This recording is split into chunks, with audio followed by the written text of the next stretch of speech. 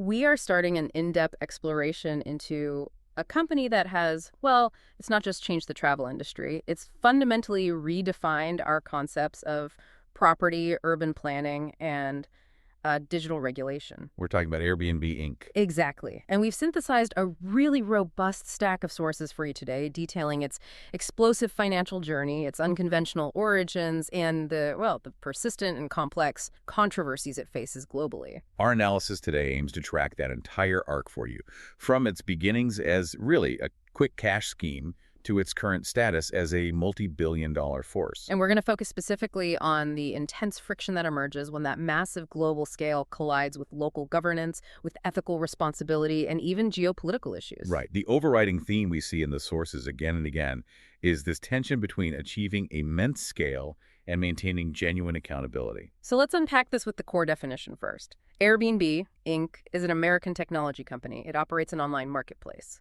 And that marketplace deals in short and long-term homestays, various experiences, and, services all over the world. But it is crucial to understand that Airbnb's primary function is as a broker. It's a middleman. That's the key. It does not own the properties. It simply facilitates the booking, and for that, it charges a commission on every single transaction. And that simple distinction being a platform rather than a direct owner of real estate, that's the intellectual and legal foundation for almost every regulatory conflict we're going to examine. Absolutely.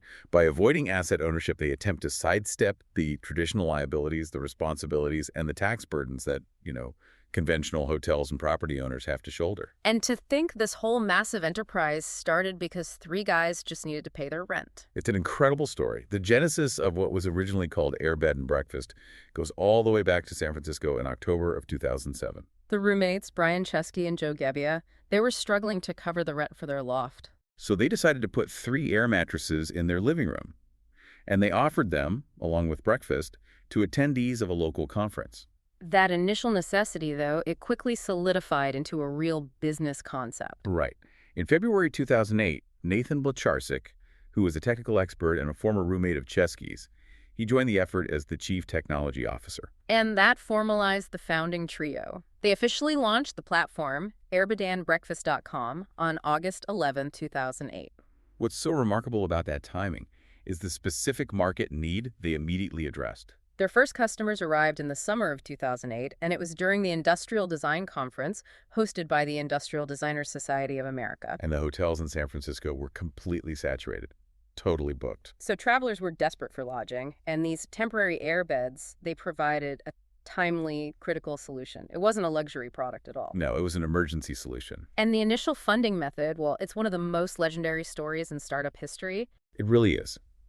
Instead of relying solely on traditional venture capital, the founders generated their first significant capital by leaning into pure hustle. They raised $30,000 by designing, boxing, and then selling limited edition cereal boxes. And these weren't just any cereal boxes. They were named after the 2008 U.S. presidential candidates. Obama O's and Cap McCain. Exactly. They leveraged the whole fervor of the election, and they primarily sold these boxes at the Democratic National Convention. That unconventional approach really proved they had resourcefulness and, a deep understanding of marketing. And it was that ingenuity that caught the attention of programmer Paul Graham. He invited them to join the prestigious Y Combinator startup incubator in January 2009. Y Combinator then provided $20,000 in early funding and intensive training. And in exchange, they took a 6% interest in the burgeoning company. That initial injection of capital allowed the team to refine the service. They actually traveled to New York City to meet their users face-to-face and to promote the site. That hands-on approach really proved the model had legs. For sure. By March 2009, so just months after the Y Combinator investment, the source material notes they had already amassed 10,000 users and 2,500 listings. That level of rapid early traction demonstrated the global potential of the peer-to-peer lodging concept. It was clear something big was happening. So following that successful early stage, the company had to evolve its brand to reflect its actual scale. And the first major shift happened in March 2009.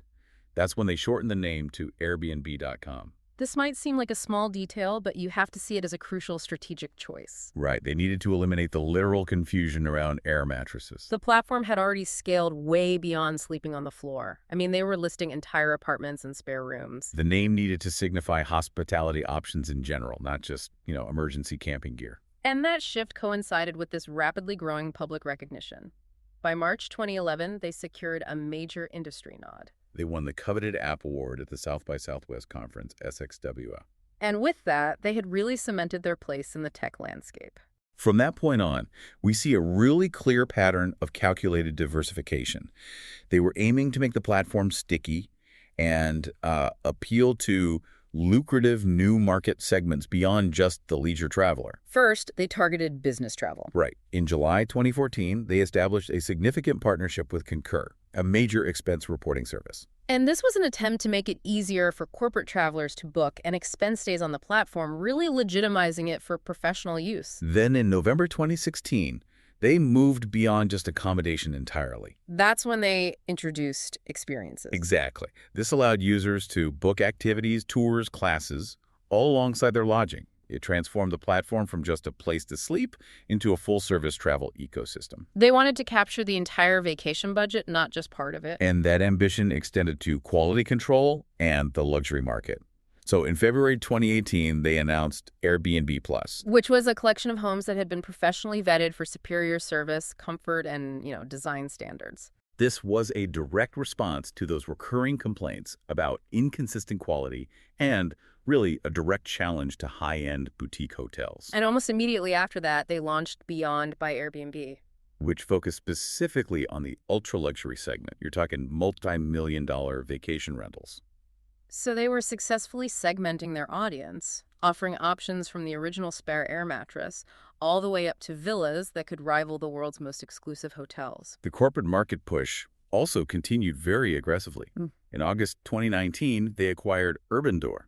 That was an online marketplace specializing in extended stays, really tailored for corporate clients. And that acquisition strengthened their capacity to handle long-term, predictable corporate bookings, which added a lot of stability to their revenue model. And all this strategic growth led to an almost unimaginable level of scale. The numbers are staggering. By October 2019, the platform was hosting 2 million people staying with Airbnb each night. 2 million a night. It had achieved the size of several major international hotel chains combined, and this was right before the global pandemic hit. That scale is the crucial backdrop for the financial roller coaster that followed, especially in the lead-up to the IPO. It really illustrates just how high the stakes were when COVID-19 delivered its shock. Let's review the pre-IPO funding because it just charts their stratospheric rise. In April 2014, TPG Capital, a major private equity firm, invested $450 million. And that instantly valued the company at $10 billion. Then 3 years later, in March 2017, they raised another $1 billion in funding. It vaulted their valuation up to $31 billion.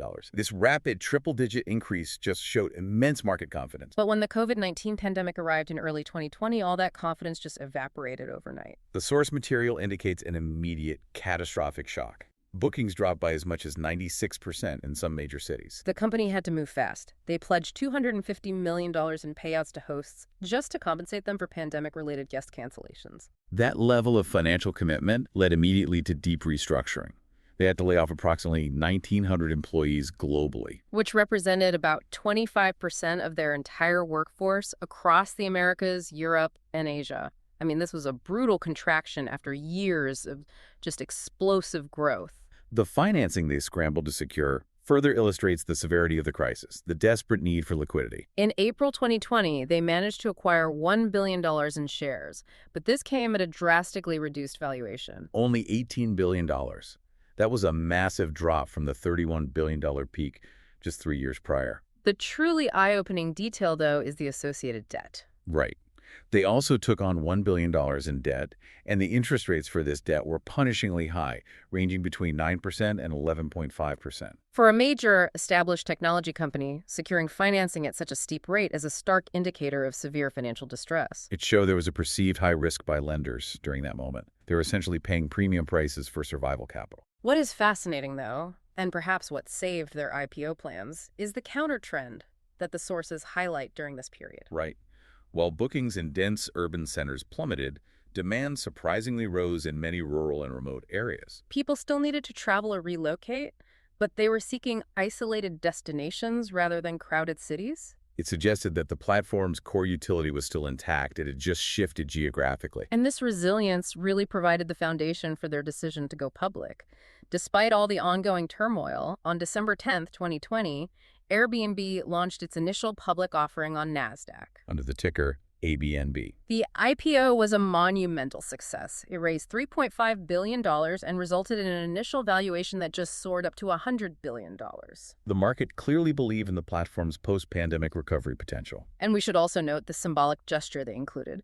Shares valued at $238 million were offered specifically to hosts on the platform at $68 per share. Integrating their critical supplier base into the company's financial success, it was a smart move. Looking at their current financial health, the company hasn't just recovered, it has thrived. The 2024 financial figures reported in the sources are really impressive. $11.1 billion in revenue, with strong profitability, shown by $2.55 billion in operating income and $2.65 billion in net income. They report total assets of $20.9 billion, and that's supported by 7,300 employees. That financial profile firmly establishes them as a global force, far removed from the scrappy startup phase. And that level of scale and profitability means they are now viewed and often regulated as an infrastructural component of the global lodging and housing ecosystem. Which naturally increases the scrutiny they face. A lot. A large part of building that scale was an aggressive, very strategic acquisition strategy. It was designed to eliminate competitors and broaden their utility offerings. The acquisitions often focused on two objectives. First, eliminating foreign competition to establish geographic dominance. And second, adding travel utility to make the platform indispensable. So for international expansion, in 2011, they acquired Accolio, a German competitor. Which directly led to the establishment of their first international office in Hamburg. And the following year, 2012, they purchased CrashPatter, their largest UK competitor at the time, that instantly added 6,000 international listings to their inventory. But they also focused on enhancing the customer's experience beyond just the bed itself. Right. In 2012, they purchased Nabewise, an online city guide that provided hyper-local recommendations. So the platform was the source not just for lodging, but for local intelligence. And they followed this by buying LocalMind that same year, which was a location-based question-and-answer platform, allowing guests to tap local knowledge instantly. As they matured, their acquisitions began targeting more specialized, higher revenue niches. The purchase of Luxury Retreats International in 2017 for $300 million was clearly aimed at quickly capturing market share in the high-end villa rental space. A direct competition with established luxury travel agencies. Then, in 2019, they acquired Geist, a platform for booking venues for meetings and corporate events, broadening their reach into commercial real estate usage. And perhaps most telling of their diversification strategy, they bought Hotel Tonight, also in 2019, for $400 million. Specifically to target last-minute hotel bookings. So they were moving away from pure homestays and incorporating traditional lodging right into their platform. And looking toward the future, their acquisition of GamePlanner.ai, an artificial intelligence startup, in November 2023, clearly signals their investment strategy is focused on integrating AI.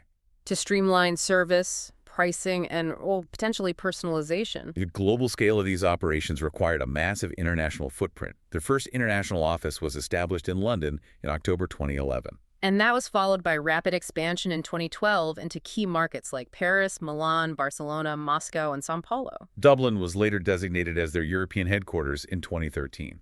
But operating across so many jurisdictions means navigating complex international politics. And this became acutely apparent in 2022 when they had to navigate some major geopolitical crises. Right. Following the Russian invasion of Ukraine and adhering to international sanctions, Airbnb announced the suspension of all business operations within Russia and Belarus. An even more complex withdrawal occurred in May 2022 when Airbnb ceased its domestic operations in China. And the source material highlights this wasn't purely an economic decision based on China's restrictive zero-COVID policy. No, the sources reveal a critical regulatory hurdle. There were complicated, expensive regulations imposed by the Chinese government that required the company to submit detailed guest information. Passport data, stay itineraries. Everything, right to the government for tracking purposes. And this posed a fundamental conflict with the company's stated policies on user privacy and data security. We see evidence of this privacy friction even before the withdrawal. A high-profile Airbnb executive, a former FBI deputy director who joined the company in 2019, he resigned after only 6 months. Reportedly, it was over the company's policies regarding Chinese data sharing requirements. This points to a deep internal conflict over the ethics and the feasibility of operating under such intense surveillance mandates. And the demand for highly sensitive user data from governments brings us directly to the most critical area of friction globally. The company's impact on local communities and housing regulation. This phenomenon has become universally known as the Airbnb effect. And it's the core social and economic criticism leveled against the platform across countless jurisdictions. It's what led to the regulatory patchwork we see today. So for you listening, we need to dedicate some time to breaking down what this effect actually means, beyond just the simple definition. The core finding from multiple economic studies is that short-term rentals contribute directly and significantly to rising long-term rental prices and overall house prices in the neighborhoods where they operate. The mechanism is, it's straightforward, but it's devastating to housing supply. Right. Property owners, they realize they can generate substantially more income via short-term rentals, so they begin pulling properties off the stable long-term rental market. They convert them into de facto hotels. And this reduction in available long-term supply artificially creates scarcity, which in turn drives up costs for local residents who need stable, affordable housing.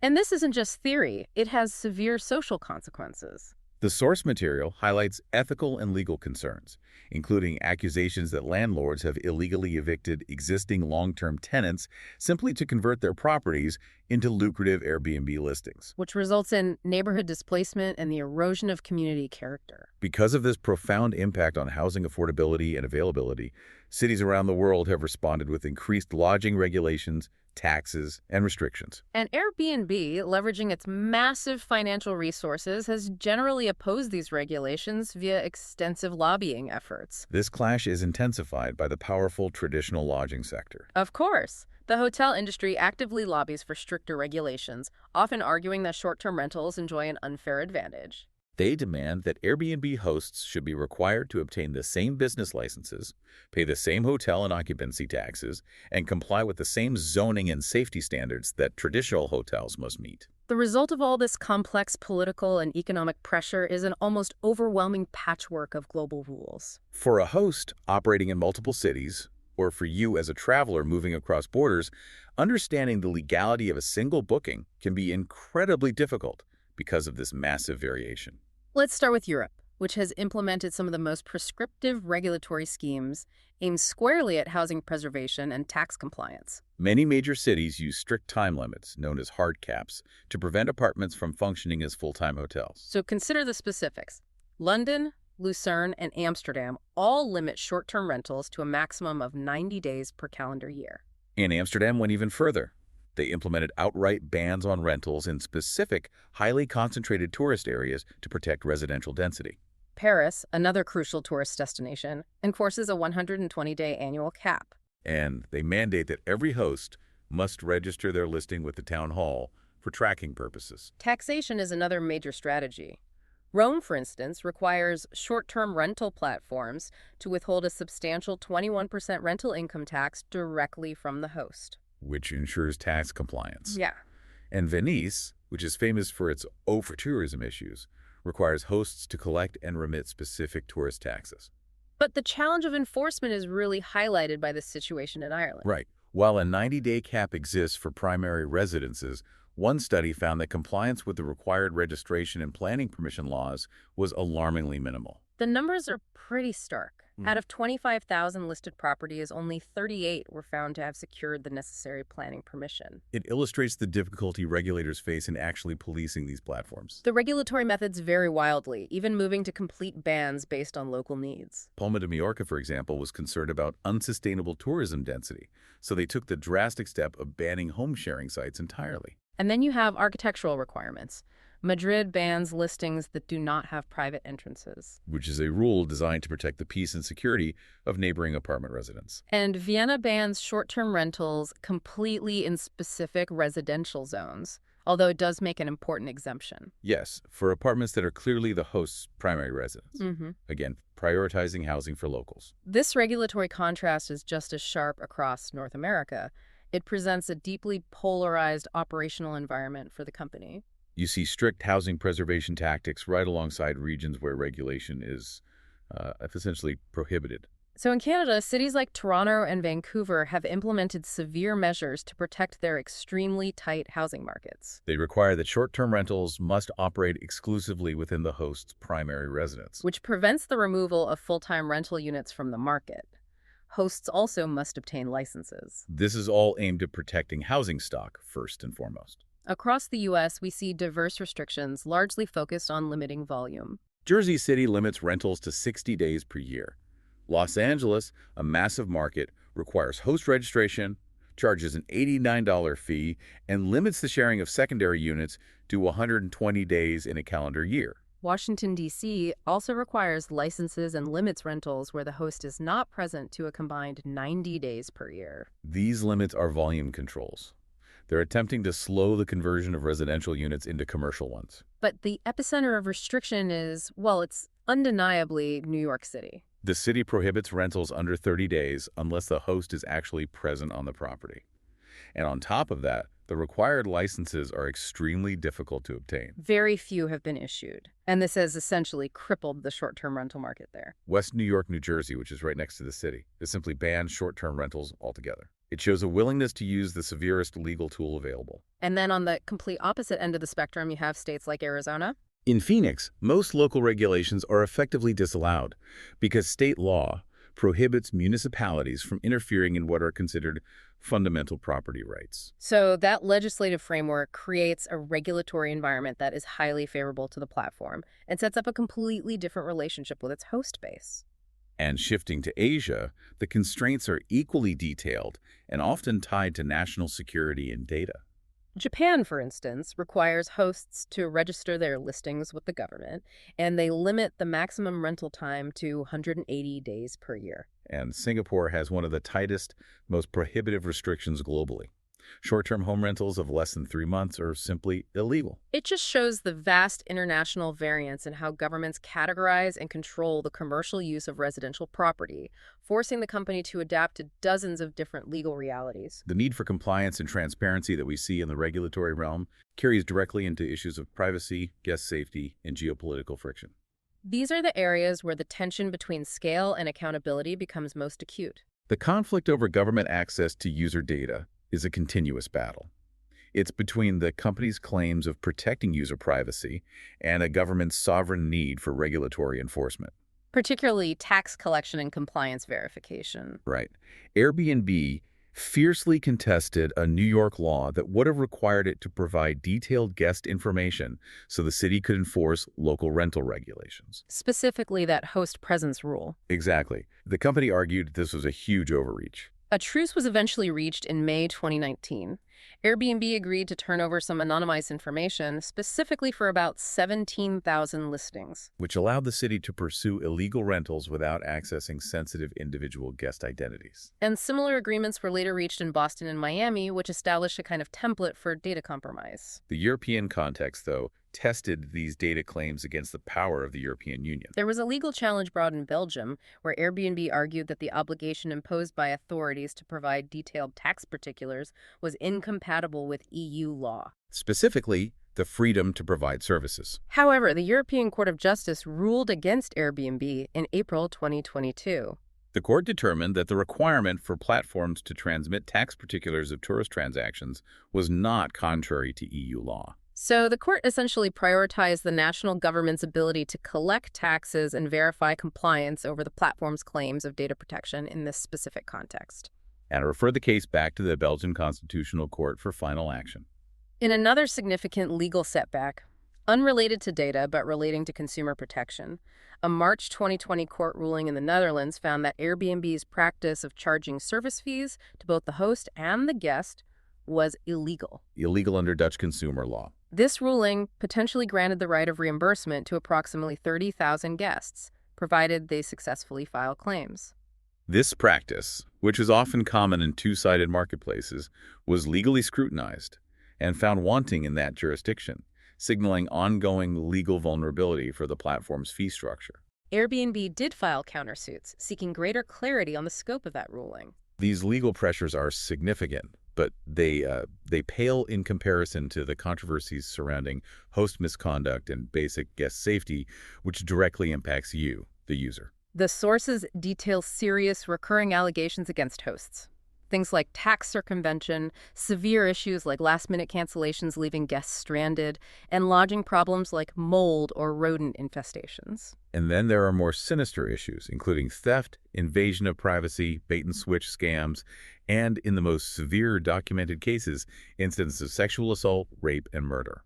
These incidents raise really profound questions about how a platform of this scale can ensure even minimum standards of safety. Airbnb's standard defense has been to assert that the number of these serious incidents is not statistically significant relative to the millions of bookings they process. They also note that they ban violators and associated accounts when they're discovered. But a July 2024 CNN report highlighted some alarming details within Airbnb's own safety disclaimers that suggest a systemic inability to guarantee host suitability. The report explicitly noted that the company's background checks should not be relied upon to identify all past criminal convictions or red flags. And here is where it becomes deeply concerning for the user.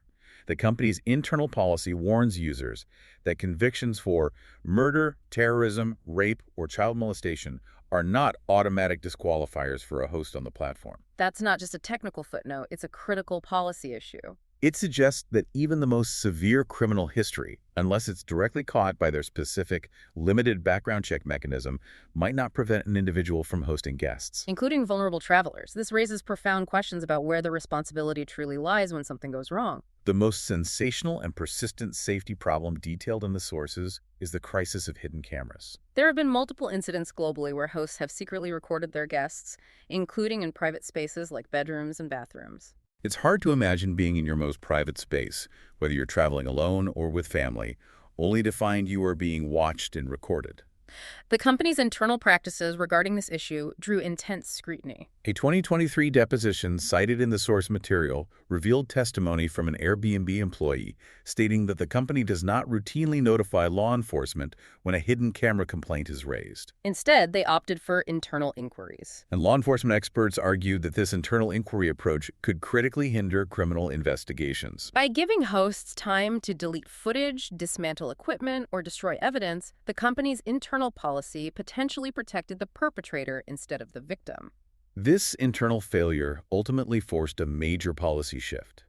In March 2024, Airbnb announced an outright ban on all indoor cameras and properties listed on the site. That was effective April 30th. Furthermore, the new policy requires hosts to disclose the use of any noise decibel monitoring equipment, which is often used as a substitute surveillance measure. The July 2024 CNN investigation concluded that the company's past safety policies and strategies in this area were often designed more to prevent regulation and legally distance itself from responsibility, rather than proactively ensuring a secure environment for guests. And moving from domestic safety practices to the global stage, Airbnb has repeatedly found itself navigating complex geopolitical conflicts and debates over political extremism. It's really tested its commitment to its stated non-discrimination terms. One of the most highly charged, long-running controversies involves the approximately 200 listings located in Israeli settlements in the occupied West Bank. In November 2018, Airbnb initially announced it would remove these listings. They cited the settlements being at the core of the Israeli-Palestinian dispute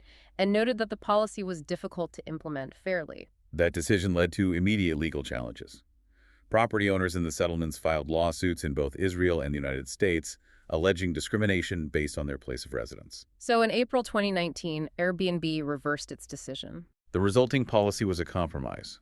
They would retain the listings, but promise to donate any profits derived from them to nonprofit organizations dedicated to humanitarian aid globally. This issue drew international condemnation. In February 2020, the United Nations Human Rights Council included Airbnb on a list of companies involved in activities that raise particular human rights concerns. Specifically, the company was categorized under the provision of services and utilities supporting the maintenance and existence of settlements. Closer to home, the company has navigated controversies concerning its interaction with political extremism in the United States. In August 2017, Airbnb took decisive action during the white supremacist Unite the Right rally in Charlottesville, Virginia. They cited their non-discrimination terms to justify canceling numerous bookings and closing accounts belonging to known attendees. However, they faced heavy criticism in January 2021 for initially allowing participants in the January 6th attack on the U.S. Capitol to book units in the Washington metropolitan area. In response to the backlash and the possibility of further civil violence, the day after the Capitol raid, Airbnb announced it was banning all bookings in the region prior to the inauguration of President Joe Biden. These policy challenges resurfaced in 2024 with a whistleblower complaint. A former Airbnb contractor alleged that the company had weakened its policies against extremists and had dissolved its dedicated team responsible for proactively removing problematic accounts. The source material notes that Airbnb has publicly denied these specific allegations, but the tension over enforcement remains high. And finally, we have to look at the highly controversial decision to maintain high-profile sponsorships, despite intense human rights concerns abroad. Airbnb was one of 15 leading global sponsors of the 2022 Winter Olympics in Beijing. And the company proceeded with this sponsorship despite direct requests from human rights groups in March 2021 to drop the financial support over the persecution of Uyghurs in China. This choice resulted in further specific accusations. Sources claim that Airbnb was actively allowing listings on land owned by the sanctioned Xinjiang Production and Construction Corps. This is a Chinese state-owned paramilitary entity, specifically sanctioned under the Magnitsky Act for its alleged involvement in human rights abuses, including the persecution of Uyghurs. For the average listener booking a vacation, these geopolitical tensions translate into a very real dilemma. Are you unknowingly supporting sanctioned entities or activities when you click book on the platform?